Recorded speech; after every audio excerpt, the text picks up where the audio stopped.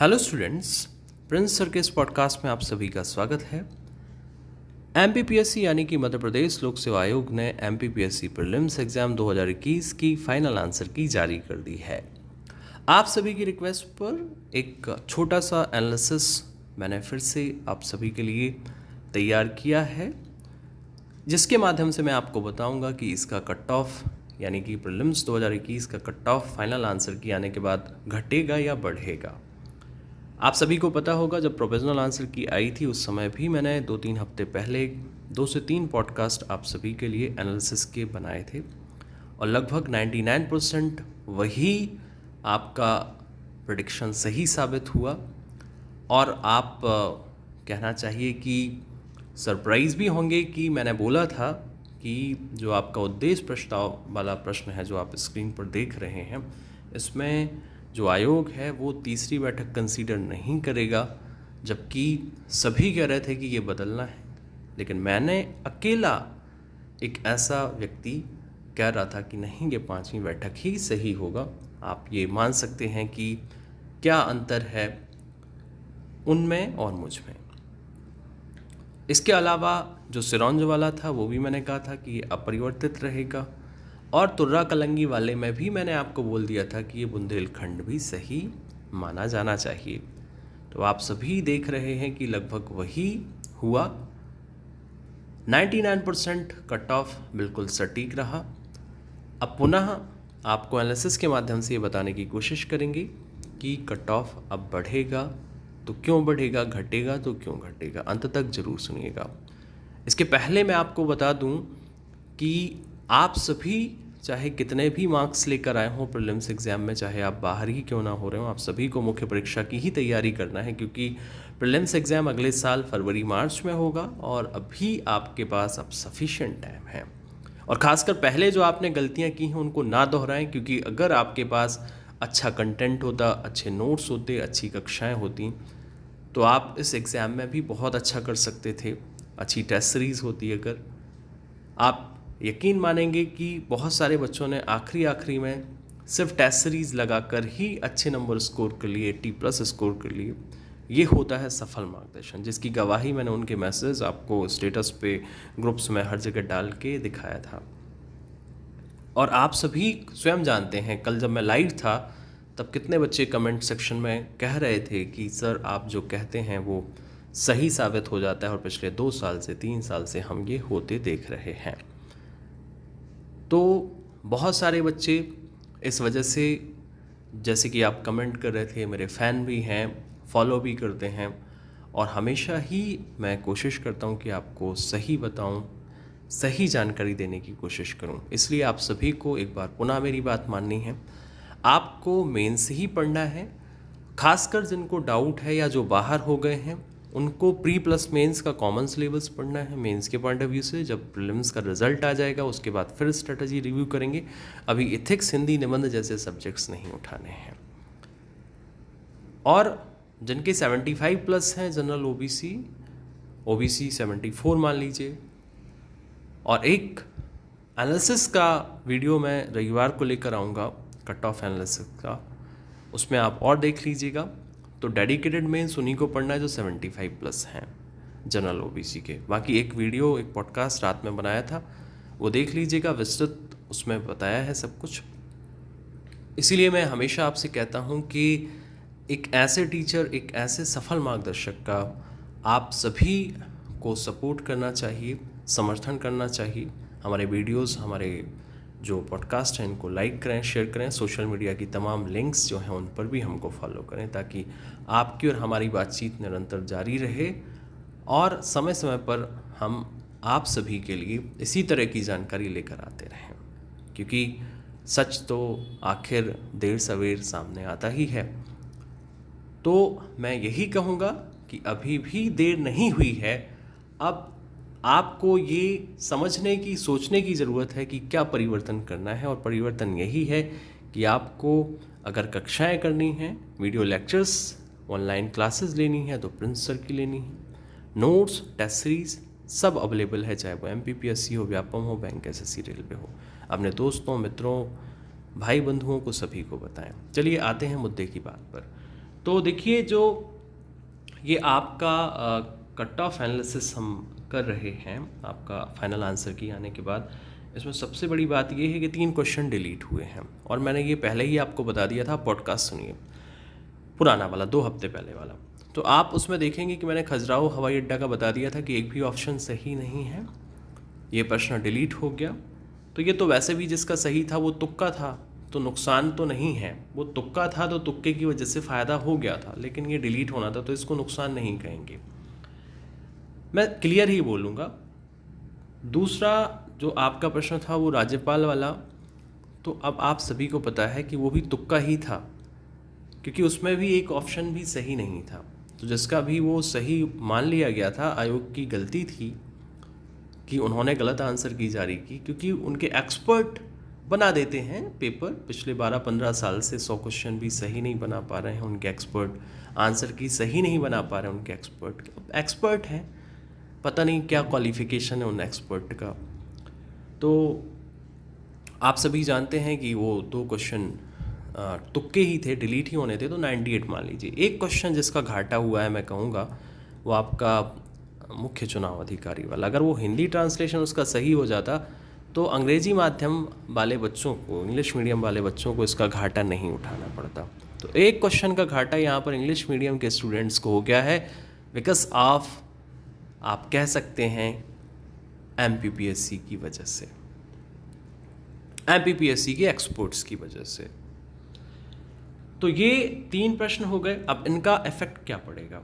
देखिए, 2 क्वेश्चन को तो मैं काउंट ही नहीं कर रहा हूँ, एक फेयर एनालिसिस कर रहा हूँ, लेकिन एक क्वेश्चन का घाटा आपके इंग्लिश मीडियम वाले बच्चों को हो गया है। उसके बाद बात आती है कि एक क्वेश्चन के इन्होंने 3 आंसर सही मान लिए हैं। ये एक विश्व कीर्तिमान स्थापित किया है आयोग ने, MPPSC ने। इसके लिए मैं उनको अलग से धन्यवाद पत्र लिखूंगा, आप सभी भी लिखें, क्योंकि ऐसा अभी तक मेरे संज्ञान में नहीं आया पूरे करियर में कि किसी आयोग ने एक प्रश्न के 3 उत्तर सही माने हों। इसके लिए जो ये कीर्तिमान उन्होंने स्थापित किया है, इसके लिए बहुत बहुत बधाई। अब इसका असर क्या पड़ेगा, क्योंकि ये राजस्थान का प्रश्न था, किसी परीक्षा से उठा के उन्होंने डाला था या डाला होगा, तो उसके पॉइंट ऑफ व्यू से वो अपना उत्तर प्रोविजनल आंसर की में बिल्कुल सही मान रहे थे। बट जब हमने अपनी किताबें खोल कर देखी तो उसमें निमाड़ भी था, बुंदेलखंड भी था। मैंने ये पॉडकास्ट में कहा था, आप देख लीजिएगा, सुन लीजिएगा। आपको अगर ऐसा लगता हो कि कितनी फेंकता है ये, तो आप पहले सुन लीजिएगा, प्लीज़ सुन लीजिए, उसके बाद आइएगा, फिर देखिएगा। उसके बाद आपको कहना चाहिए, ये 3 ही उत्तर, मालवा, निमाड़ और बुंदेलखंड जो है, ये आप जो है पाएंगे कि उन्होंने सही मान लिए हैं। तो अब जो एक एक प्रश्न से भी पिछड़ रहे थे मेरिट से, वो यानी सब 2-2 नंबर पाके आ गए हैं अंदर की ओर। तो ये मेरिट को बढ़ाने वाला प्रश्न है। अब 4 क्वेश्चन ऐसे हैं जिनके 2 आंसर सही हैं। अब आपको पता ही है, वो आपका B2B, B2C वाला इन्होंने क्या किया है, उसको सही मान लिया है। अब जबकि वो B2B वाला किस उस पर सही माना है, ये समझ में नहीं आया, इसको बदलना चाहिए था, लेकिन ठीक है, आपत्ति ना लगे हाई कोर्ट में, ऑब्जेक्शन ना लगे इस पर, इस वजह से उन्होंने उसको दोनों को सही मान लिया। चलिए ठीक है। अब इन प्रश्नों से संदेह उत्पन्न होता है कि आखिर मतलब ऐसा क्यों किया जाता है, या फिर आप ऐसा करिए कि जैसे हर एक प्रश्न का एक एनालिसिस आप 3-4 लाइन का अपलोड कर दीजिए आंसर की के साथ, तो आप जस्टिफाई कर दीजिए। आपने देखा होगा ना कि कई बुक्स होती हैं जिनमें क्विज़ होते हैं, 100 प्रश्न होते हैं, मॉक टेस्ट, और उसके बाद उनका एनालिसिस रहता है। तो क्यों ना हम आयोग से ये डिमांड करें कि आयोग जो अपने 100 उत्तर जारी करता है फाइनल आंसर की में, उनके 100 के 100 उत्तरों की वो क्या करें, एनालिसिस हमको प्रदान करें, जिससे हम संतुष्ट हो जाएं। तो आयोग को ऐसा करने के लिए भी हम क्या कर सकते हैं, बाध्य कर सकते हैं। और इसमें किसी भी तरह की शुचिता प्रभावित होने का खतरा नहीं है, क्योंकि प्रश्न का उत्तर अगर सही है तो वही रहेगा। अगर मान लीजिए महात्मा गांधी का पूरा नाम मोहनदास करमचंद गांधी है, और अगर आयोग हमको बता देगा कि ये इनकी 10वीं की मार्कशीट में लिखा है गांधी जी की, या 12वीं की मार्कशीट में लिखा है, इसलिए हमने मोहनदास करमचंद गांधी को सही माना है, तो इसमें शुचिता प्रभावित होने की कोई कहना चाहिए, आप कह सकते हैं कि कोई वजह ही नहीं है, क्योंकि शुचिता ज़्यादा प्रभावित होती है तो शुचिता प्रभावित तब होगी ना जब आप कोई गलत काम करें। भाई आप सही काम करेंगे, सही उत्तर को बता देंगे कि इसलिए सही माना है, तो उसमें शुचिता क्या प्रभावित होगी, बल्कि ट्रांसपेरेंसी बढ़ेगी, शुचिता बढ़ेगी आपकी। समझने की कोशिश करें आप। तो ये प्रश्न आपका जो है तुर्रा कलंगी वाला मेरिट को बढ़ा देगा। और मैंने आपको बताया B2B B2C वाला ये जो प्रश्न है आपका जो है ना, तो ये आपका क्या करेगा, ये भी आपके जो बच्चे रह गए थे, जेन्युइन था ये, तो वो अंदर आ जाएंगे, अंदर की ओर आएंगे। और इसी तरह से एक दो प्रश्न और हैं, जैसे वो आपका रायगढ़ रामगढ़ में कन्फ्यूज़न था, तो पहले वाला तो सही माना ही है। और अब जो हमने ऑब्जेक्शन लगाया था, चलो कम से कम ये तो फ़ायदा हुआ ऑब्जेक्शन लगाने का, समझ रहे हैं आप, कि कम से कम हमारा वाला भी तो सही मान लिया गया। ऐसे प्रश्न इन्होंने कर दिए। तो आप देखेंगे कि 4 क्वेश्चन के 2 आंसर सही माने हैं। मतलब जो कैंडिडेट के पहले 4 क्वेश्चन सही थे वो तो वहीं रहेंगे, लेकिन उसके दूसरे आंसर सही मान लेने से बच्चे क्या होंगे, 4 क्वेश्चन और आगे आ जाएंगे। तो एक क्वेश्चन वो तुर्रा कलंगी वाला, वो 2 नंबर बढ़ा देगा आपकी मेरिट। उसके बाद ये 4 प्रश्न जिनके 2-2 उत्तर सही थे, ये भी 4 प्रश्न आपके यानी कि 8 नंबर आगे लेके आएगा। उसके बाद फिर आप पाएंगे कि 2 क्वेश्चन के आंसर बदले हैं। तो यहाँ पर आप सभी को पता है कि वो भारतीय जनसंघ वाला प्रश्न था जो आपका 1935 वाला, वो तो बदलना ही था। और पहले की परीक्षाओं में ही आपको क्या है, उसका उत्तर सही वाला पहले से ही पता है। तो कहीं ना कहीं इसका फ़ायदा हुआ है, जो नुकसान हो गया था वो उसका फ़ायदा हुआ है। तो मोटा मोटा एनालिसिस अगर देखा जाए, आप सभी देख रहे हैं कि ये जो फाइनल आंसर की में परिवर्तन हुआ है, तो फिर से बता दूं कि 3 क्वेश्चन जो डिलीट हुए उसमें से 2 तो वाकई में होने ही थे डिलीट। एक क्वेश्चन का अंग्रेजी माध्यम वाले बच्चों को घाटा हो गया है। अगर हिंदी माध्यम का ट्रांसलेशन सही होता तो वो एक प्रश्न सभी के लिए सही होता, लेकिन अंग्रेजी माध्यम वालों को स्पेशली घाटा हो गया 2 नंबर का। तो ये मेरिट को नीचे लाने वाला है। उसके बाद जो आपके 4 क्वेश्चन के इन्होंने 2 आंसर सही माने हैं, और ख़ासकर आपका कहना चाहिए एक क्वेश्चन जिसके 3-3 आंसर सही माने हैं। इसका मतलब ये हो गया कि आपके ये 5 क्वेश्चन मेरिट को बढ़ाने वाले हैं। और एक क्वेश्चन का आंसर बदला 2 क्वेश्चन के, 1 से 2 प्रश्नों के। 1935 वाला वो आपका अखिल भारतीय संघ कर दिया, तो उससे आपके 2 नंबर बढ़ गए हैं। तो कुल मिलाकर अगर देखा जाए तो फाइनल आंसर की जो है ये निश्चित रूप से कट ऑफ को बढ़ाने वाली साबित होने वाली है। अब आप कहेंगी सर हमारे मित्रों के तो कम हो गए। देखिए मैंने आपको पहले ही कहा कि वो 2 तो जाने ही थे, जेन्युइन था। और अगर आप इंग्लिश मीडियम से 1 चला गया तो 3 तो चले गए आपके, तो 2 तो जाने ही थे, तीसरा चला गया आपका। अब वो बोलेंगे आपकी है ना कि अब ये नुकसान है, तो 2 का नुकसान तो मैं कंसीडर नहीं करूँगा, 1 का नुकसान हुआ है आपको 2 नंबर का। उसके बाद फिर इन्होंने जो 1935 वाला आपका अखिल भारतीय संघ वाला बदल दिया है, उस पर मैं भी ये बिल्कुल नहीं कहूँगा कि वो अखिल भारतीय संघ नहीं था, वही था। तो कहने का मतलब ये है कि ये फाइनल आंसर की में जो बदलाव हुआ है, ये आप पाएंगे कि अगर हम कितना भी इसको एडजस्ट करने की कोशिश करें तो निश्चित रूप से ये फाइनल आंसर की आपकी 1 से 2 प्रश्न या 2 से 4 नंबर आपकी कट ऑफ को बढ़ाने वाली है, इंक्रीज करने वाली है। तो ये फाइनल आंसर की का आपका परिवर्तन आप देखेंगे, पाएंगे, क्योंकि आपको मैंने एक एक करके सब बता दिया है कि आपने एक प्रश्न के 2-2 उत्तर सही माने, 3-3 उत्तर सही माने, तो ये क्या करेगा, कट ऑफ को बढ़ाएगा। जो पहले बाहर था इन प्रश्नों के एक ऑप्शन होने की वजह से, जो बच्चे पहले बाहर थे वो अंदर आ गए हैं। 4-4, 5-5 प्रश्न, अब सभी के तो नहीं होंगे, लेकिन एवरेज मान लीजिए कि अगर ऐसे सब मिला के मान लीजिए 8 प्रश्न है, तो मान लेते हैं हम कि 4 प्रश्न सभी के हुए होंगे, तो ऐसे करके 8 नंबर। फिर उसके बाद आप चलिए ठीक है 3 प्रश्न डिलीट कर दिए, मेरिट कम हो गया आप बोल रहे हैं, चलो वो उसको अगर एडजस्ट करने की कोशिश करें, तो कुल मिलाकर ये देखा जा रहा है कि आपका कट ऑफ जो है अब एक नहीं तो कम से कम 2-3 प्रश्न, यानी कि आप ये मान लीजिए कि 4 से 6 नंबर आपका कट ऑफ बढ़ेगा। लेकिन कम होने के चांसेस क्या हैं?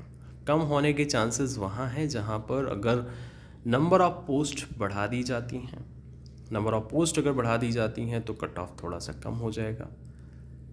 और चूंकि इस बार 20 गुने बच्चे भी सिलेक्ट होने हैं तो कट ऑफ इतना ज़्यादा भी नहीं जाएगा कि 80 तक आ जाए, ऐसा भी नहीं होगा। लेकिन मैं कंपेयर कर रहा हूँ प्रोविजनल आंसर की और फाइनल आंसर की।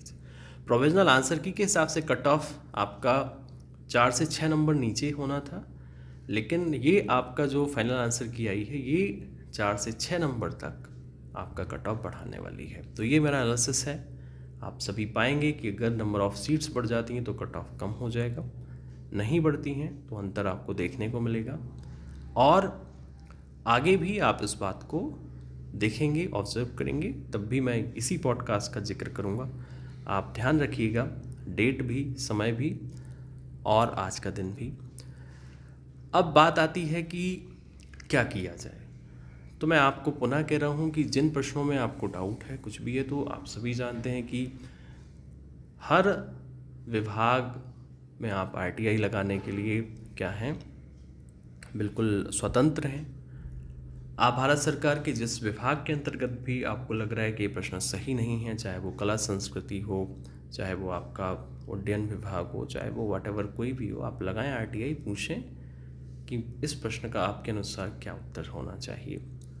उनका उत्तर जैसे ही आता है फिर आप आगे माननीय उच्च न्यायालय में या जो भी आपको उचित लगे आप चैलेंज कर सकते हैं। तो ये मेरा एक सजेशन रहेगा। एनालिसिस आपको बता दिया है, पुनः कह रहा हूँ कि आप सभी जो भी डिप्टी कलेक्टर, DSP, STM बनने का सपना देख रहे हैं, आप सभी को बहुत ज़्यादा प्रैक्टिकल होने की ज़रूरत है, भावनाओं में बहने की ज़रूरत नहीं है। क्योंकि सोशल मीडिया पर जब भी आप 50 लोगों की बातें सुनते हैं, 50 लोगों को फॉलो करना शुरू करते हैं, यकीन मानिए एक को भी आप इम्प्लीमेंट नहीं कर पाते हैं। और उसी कन्फ्यूज़न की वजह से 50 किताबें, 50 नोट्स, 50 वीडियो यही करते रहते हैं। ना कभी सिलेबस कंप्लीट हो पाता है, ना कभी रिवीजन हो पाता है, ना कोई चीज़ आप अच्छे से कर पाते हैं। सबसे पहले सोशल मीडिया का यूज़ लिमिटेड कर दीजिए बिल्कुल, क्योंकि पहले भी लोग IAS IPS बनते थे, किताबें पढ़कर ही बनते थे। दूसरी बात यह है कि किसी एक ऐसे व्यक्ति को फॉलो करिए जो कि आपको पता हो कि काफ़ी अनुभव रखता है चीज़ों का, जिसके पास सिलेक्शन हो, जिसके पास सफल मार्गदर्शन हो, जिसकी चीज़ें आपने देखी हों। पिछले 2-3 साल से आप मुझे भी ऑब्जर्व कर रहे हैं, तो आप उन्हीं को फॉलो करिए जो आपकी सफलता में सहायक हैं, जो आपको भटकाएं ऐसे लोगों से दूर रहें, जो आपको मंजिल की तरफ ले जाएं, सही मार्गदर्शन करें, ऐसे लोगों से जुड़िए। हमारा नंबर है 9685570712, इस पर व्हाट्सएप करना है। वीडियो लेक्चर्स के लिए, नोट्स के लिए, टेस्ट सीरीज़ के लिए यहाँ पर सैम्पल्स मिल जाएंगे। ज़रूरी होगा तो प्रिंस सर बात भी करेंगे। और आप सभी ये बात याद रखिएगा कि सिर्फ यहाँ पर आपको video lectures, notes, test series नहीं मिलेंगी। प्रिंस सर का मार्गदर्शन, रणनीति जो सबसे ज़रूरी है, जो हर किसी के पास नहीं है, वो सिर्फ आपके पास हो सकती है, वो है प्रिंस सर का मार्गदर्शन। मिलते हैं अगले पॉडकास्ट में, बने रहिए। धन्यवाद।